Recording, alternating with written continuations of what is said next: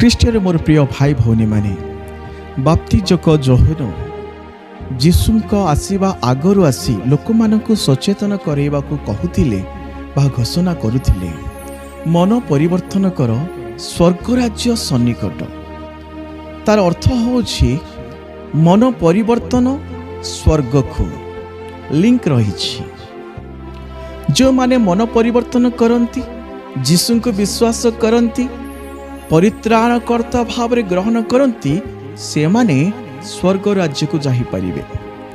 ବର୍ତ୍ତମାନ କାଳରେ ଆମେ ଅନେକ ପ୍ରଚାରକମାନଙ୍କୁ, ଅନେକ ସେବକମାନଙ୍କୁ ଦେଖିପାରୁଛେ। ମା ମାନେ, ଭାଇମାନେ, ଯଦି ତୁମେ ପ୍ରଭୁଙ୍କୁ ବିଶ୍ୱାସ କରିବ, ତୁମର ରୋଗରୁ ପ୍ରଭୁ ସୁସ୍ଥ କରିବେ, ତୁମର ସମସ୍ୟାରୁ ପ୍ରଭୁ ଉଦ୍ଧାର କରିବେ, ତୁମର ପୁଅ ଝିଅକୁ ଭଲ ଚାକିରି ପାଇବ, ସମସ୍ୟାରୁ, ରୋଗରୁ, କଷ୍ଟରୁ, ବାଧାରୁ ଆଉ ତୁମକୁ ପ୍ରଭୁ ମୁକ୍ତ କରିବେ ଯଦି ତୁମେ ବିଶ୍ୱାସ କଲେ। ତେଣୁ ପ୍ରଭୁଙ୍କୁ ବିଶ୍ୱାସ କର, ରୋଗରୁ ମୁକ୍ତ ହୁଅ, ଏମିତି ଆମେ ପ୍ରଚାର କରିଥାଉ। କିନ୍ତୁ ବାପ୍ତିଜକ ଯୋହନ ସେମିତି ପ୍ରଚାର କରିନଥିଲେ।